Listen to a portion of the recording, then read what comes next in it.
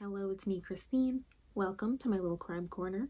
Today, our story takes place in a small town in Saskatchewan called Kipling. This town is so small that the animals outnumber the people. This is my kind of town.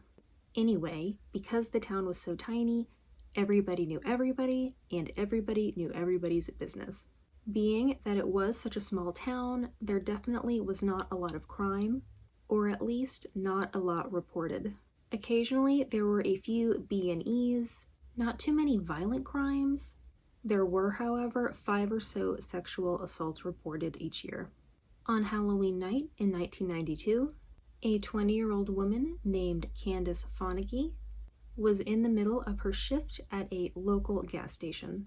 This was a regular night for her. Her boyfriend had stopped by to see her at work that night, and they eventually began to fight.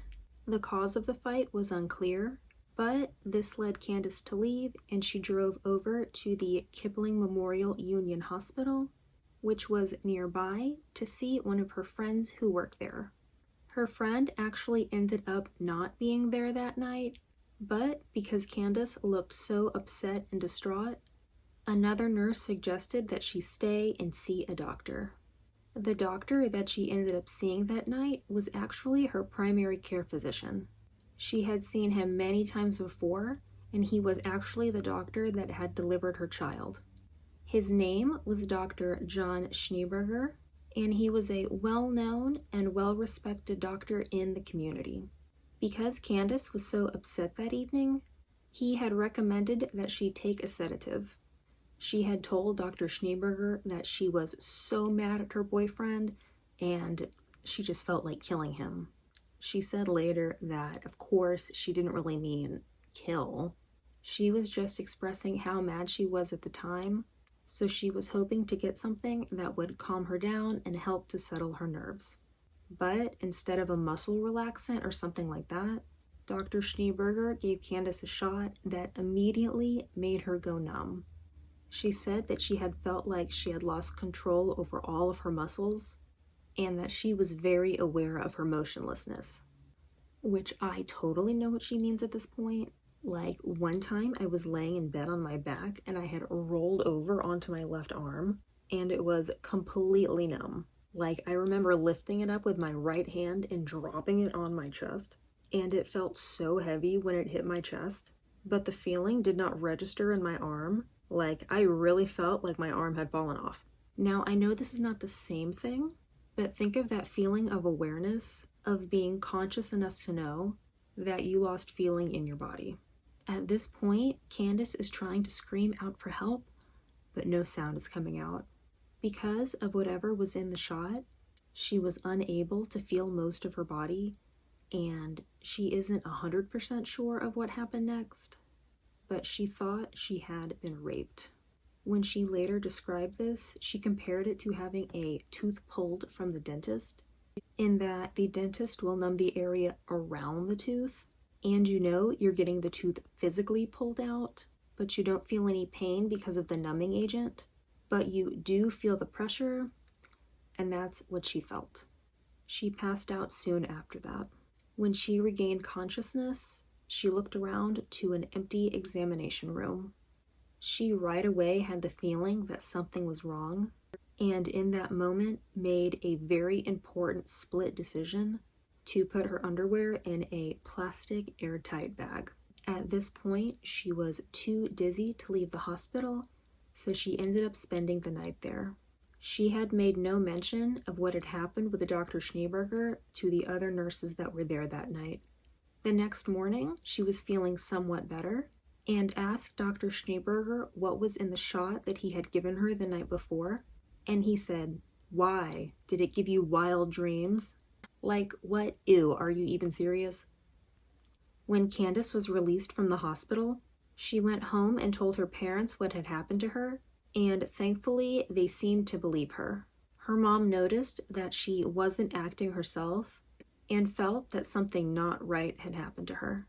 Her dad was more in shock and was hoping that it wasn't true because he was a trusted member of their community. But he was more on Candace's side and supported her. Candace then drove to Rangina which was a town 2 hours away, to go to a rape clinic. Remember when she had the foresight to save her underwear from that night? Upon testing, they were able to recover semen from her jeans, underwear, and vaginal swab. This really confirmed it for Candace because she knew something had happened to her, but now she had the proof. And remember that shot that Dr. Schneeberger had given her and had refused to tell her what it was? Well, they did a blood test at the clinic and found that she had something called ELSES in her system, which is an anesthetic used before you would put someone under, and it is known to cause loss of motion, and it numbs the body, which is why Candace went numb so quickly after she was given the shot. At this point, Candace has all this evidence and confronts Dr. Schneeberger for raping her, but unfortunately, everyone in the community thinks she's lying, which is bananas frustrating. She was a single mother, so people were thinking she was trying to get attention or some kind of financial settlement, or that she was trying to break up Dr. Schneeberger's marriage because she wanted to be with him. Please. People just were not taking her seriously because of Dr. Schneeberger's status in the community, and being that he had never been accused of anything like this before, people rallied behind him. Just ugh. There were also 2 other nurses on duty that night at the hospital, and neither of them had any knowledge of the possible rape because Candace didn't say anything to them. In an effort to clear his name, Dr. Schneeberger willingly submitted to give blood for a DNA test. The sample, when tested, did not match the biological material found from Candace's rape test kit. As you can imagine, this absolutely shocked Candace. Like, she knew what had happened to her. Why weren't things matching up? After the DNA was announced to not be a match for Dr. Schneeberger, to the town, this proved his innocence, and that's what they accepted, and they continued to dismiss Candace. For over a year, Candace adamantly claimed that there was something wrong with the sample and that someone must have tampered with it because she knew what had happened to her, and she just wanted to be believed. In August of 1993, Dr. Schneeberger had again willingly submitted a blood sample for testing. Because of Candace's claims that the previous sample had been tampered with, additional, stricter measures were taken this time. After the police monitored the nurse taking his blood, it was immediately taken to police headquarters to be tested. The sample was tested and compared, and once again was not a match for Candace's rape test kit. Candace and her parents knew something wasn't right. Let's flash back to the morning Candace woke up in the hospital and confronted Dr. Schneeberger about the shot that he gave her the night before. Do you remember what he said? He asked if she had wild dreams. Why would he ask such a thing? He told investigators that he had given her the shot of Versed that night in order to relax her and calm her nerves, and that Versed was very well known to cause erotic hallucinations. Again, Candace was dismissed, but investigators had to admit that, okay, yes, you may have had drug-induced hallucinations, but drug-induced hallucinations don't produce semen.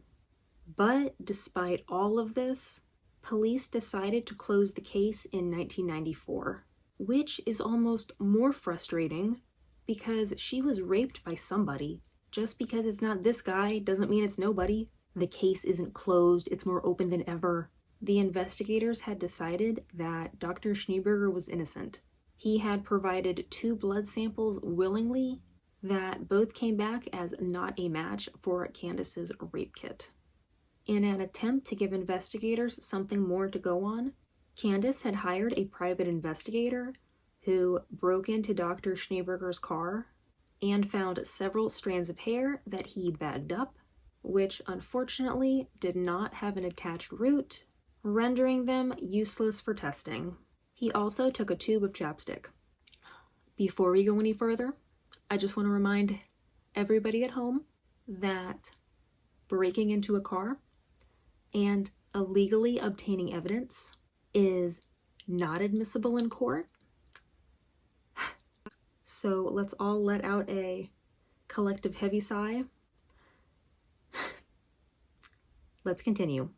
At her own expense, Candace had taken the chapstick to a private lab to get it tested and to possibly extract and compare any DNA.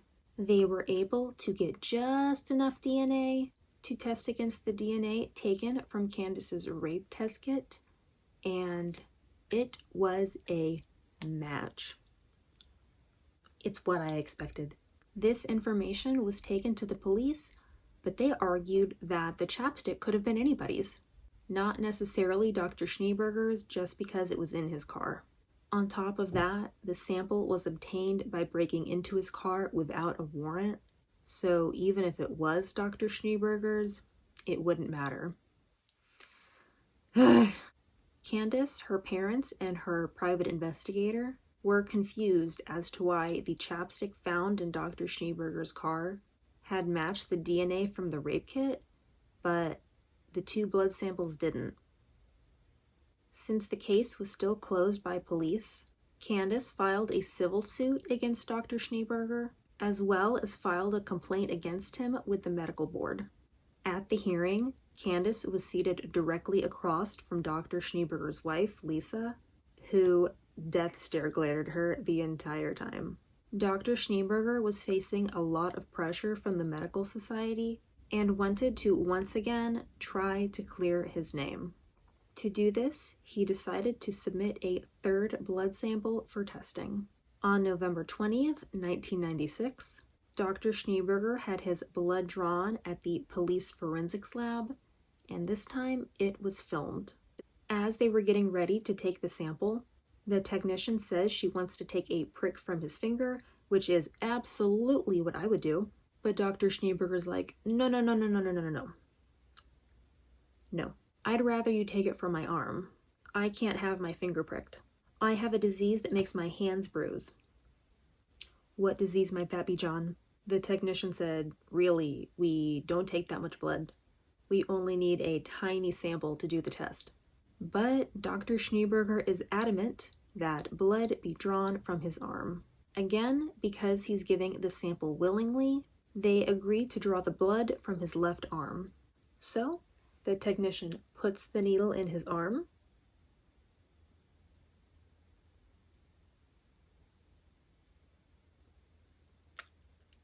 and nothing comes out. Hello? Another technician hands her another vial, and again, nothing comes out.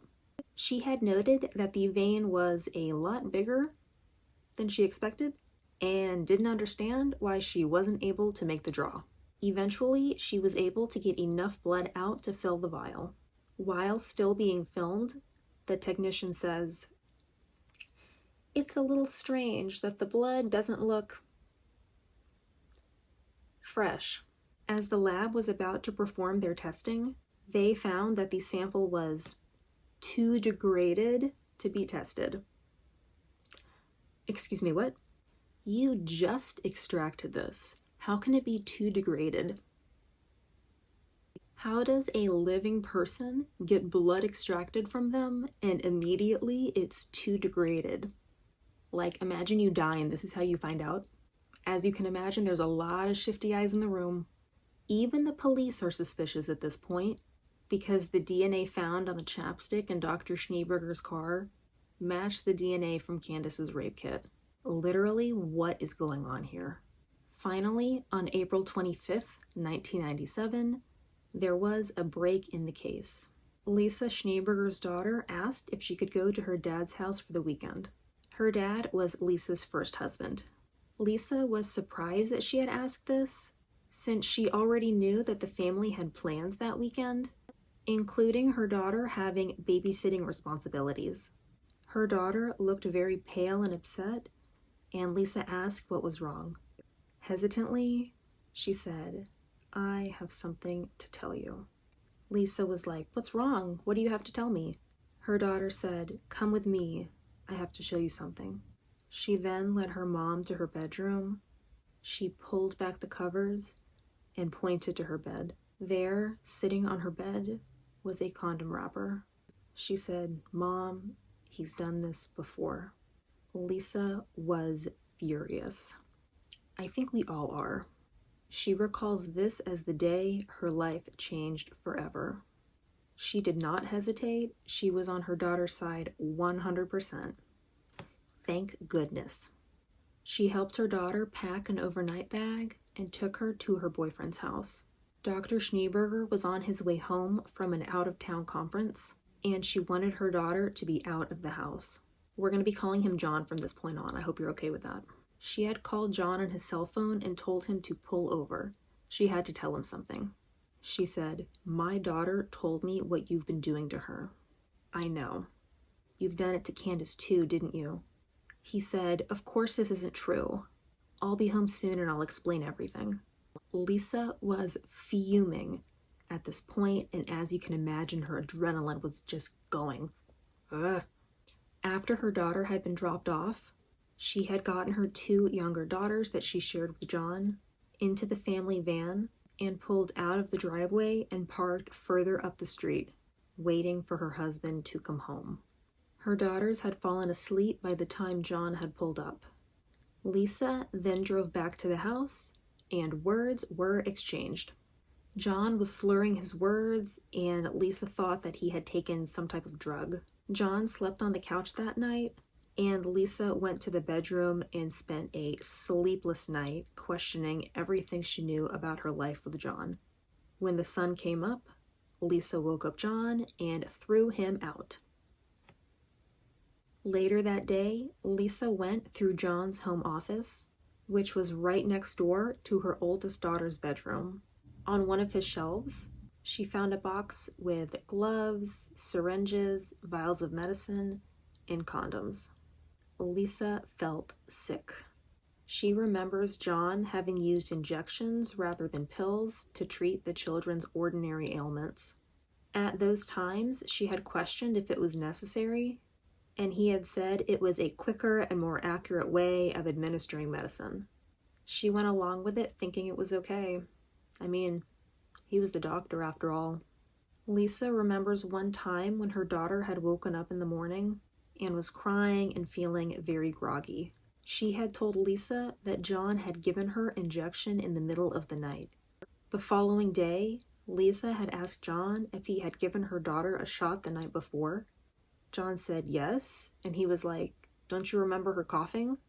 Lisa said that she didn't hear any coughing, so she had dismissed the incident. Lisa was horrified at the thought of her daughter getting hurt just a few feet away from her this entire time. She couldn't help thinking about how she had despised Candace for so long, for her now to wish she had listened to her when she first made her accusation. When Candace had heard about what happened to Lisa's daughter, she said she bawled and screamed and just freaked out. It had happened to someone else, and she had been fighting all along. She was waiting for John to get caught, but not like this. Lisa called the RCMP and reported her husband for rape. He was arrested and ordered to take another blood test. The technician had collected a hair and saliva sample, then moved on to the blood. Again, this test was administered and filmed at police headquarters, but since this time it wasn't voluntary, the technician took blood from his finger. Enjoy your bruises, John. And well, what do you know? The hair, saliva, and blood sample all matched up to the sample taken from Candace's rape test kit because, of course. But wait, we're not done here. I know what you're thinking. How was he able to evade police for 5 years? How did his blood match now but not in the previous 3 samples? This really baffled police because they were like, "We saw the blood get drawn. We saw it get tested. We know it wasn't tampered with. We didn't let it out of our sight.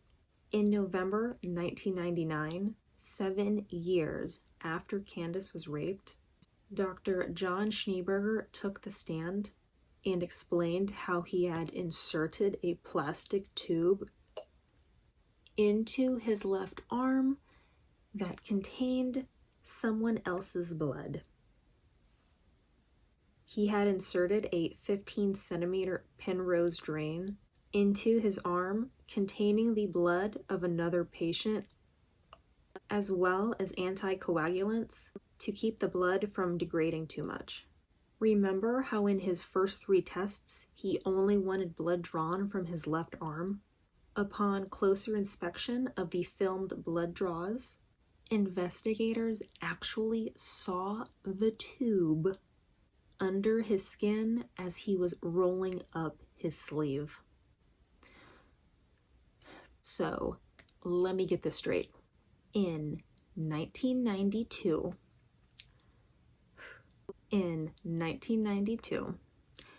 you put someone else's blood inside you to hold in case you needed to submit a blood sample, but not your blood. No, this was specifically blood for a crime. I want to know if he had put it in right after he had assaulted Candace, because he knew that she knew what had happened to her, or he had already had it in because he had done this before and he knew that it was only a matter of time before he would need to give a blood sample.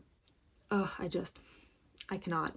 So, you put this tube of another one of your patient's blood in your arm in roughly 1992 and just left it there. It's 1999. As if anyone is going to believe you at this point, but he's still saying that he did not rape Candace and that she must have broken into his house and stole a used condom in order to get his sample to frame him. Yeah, okay.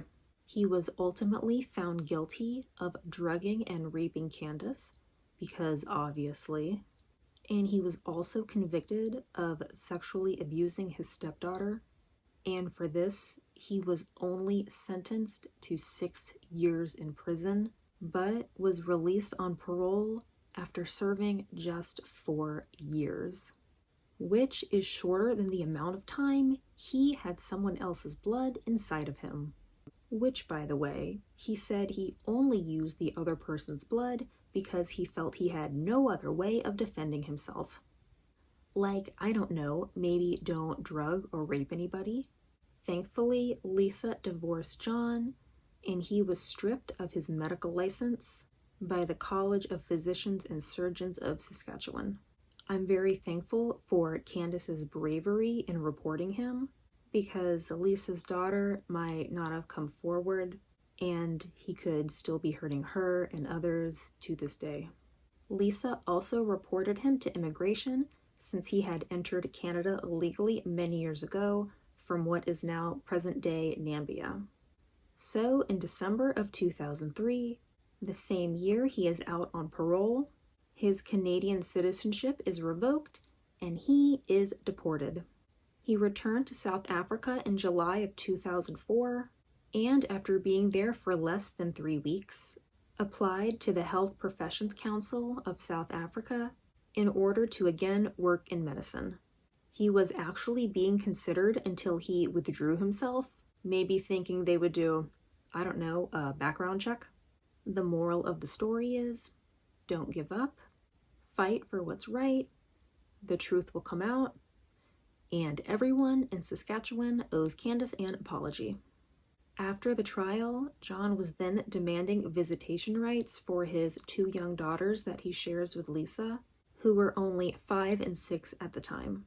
Lisa was understandably very against this, and felt that she should not be forced to take her 2 small children to a minimum security prison in order to visit a convicted rapist, even if he was their father.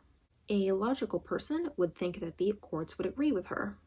They, unfortunately, did not. Before John was even sentenced, Lisa had been handed a court order to take her children to see their father in jail, and she had ended up paying a $2,000 fine for refusing to do so. She had appealed the decision for visitation to a higher court, unfortunately losing in 2001, and was told by the judge that she must take her children to visit their father in prison or face the consequences. Just bananas frustrating.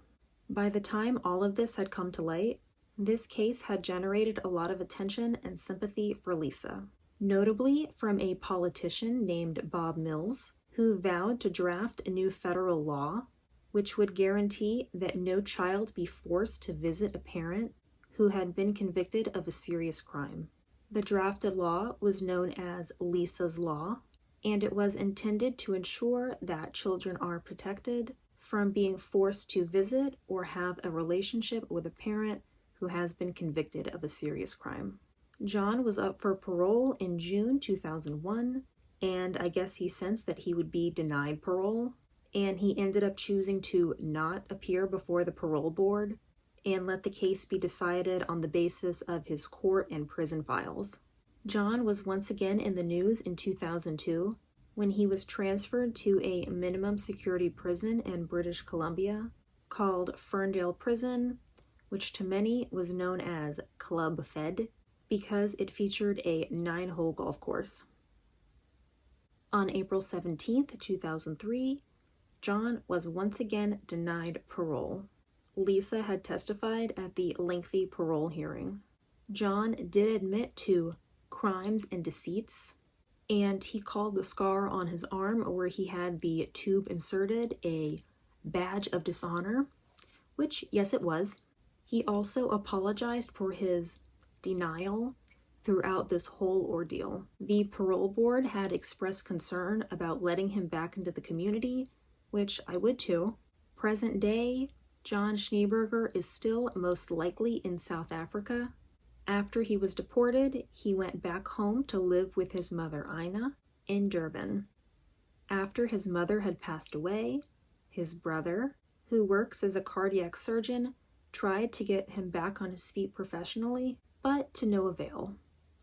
Luckily, he is reportedly working in the catering industry as far as I was able to find. Candace is working as a continuing care assistant for an addiction services facility in Saskatchewan and is doing very well. She deserves it. On top of Candace's determination, Lisa's daughter was so strong and so brave to come forward, and definitely the reason that John was brought to justice. Just wow. This was a very tough story, so thank you for sticking with me this whole time.